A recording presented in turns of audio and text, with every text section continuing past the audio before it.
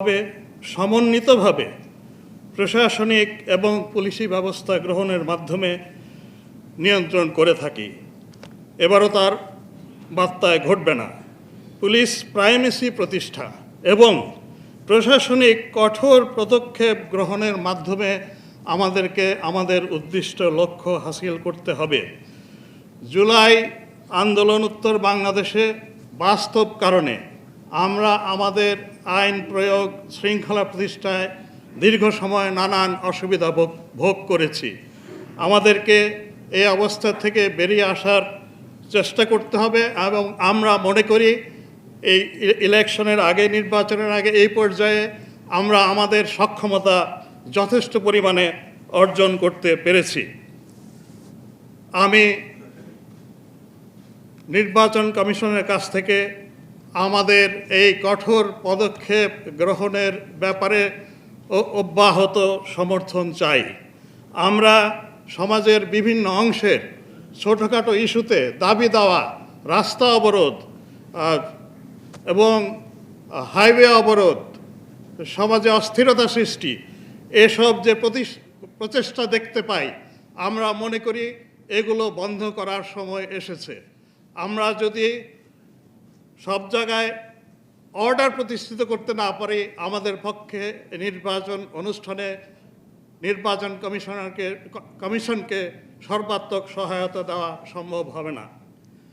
আমি এই প্রসঙ্গে বিভিন্ন আইন ও বিধির মাধ্যমে এবং তাদের কার্যক্রমের মাধ্যমে নির্বাচন কমিশনকে ধন্যবাদ জানাতে চাই। তারা ইলেকটোরাল এনকোয়ারি কমিটিকে সামারি ট্রায়ালের মাধ্যমে তাৎক্ষণিকভাবে অনেক অপরাধ এর বিচার করার ক্ষমতা দিয়েছেন। একই সাথে ইলেকটোরাল এনকোয়ারি কমিটি এবং যে ম্যাজিস্ট্রেরিয়াল টিম থাকবে, তারা শুধুমাত্র পুলিশ নয়, যে কোনো আইন শৃঙ্খলা রক্ষাকারী বাহিনীর সদস্যের কাছ থেকে তারা সাহায্য চাইতে পারবেন। সেই প্রবিধানও আরপিওতে রয়ে গেছে। আমি এর জন্য নির্বাচন কমিশনকে আন্তরিক ধন্যবাদ জানাই। আমি এই প্রসঙ্গে ছোট্ট একটা ইস্যুর প্রতি নির্বাচন কমিশনের সদয় দৃষ্টি আকর্ষণ করব।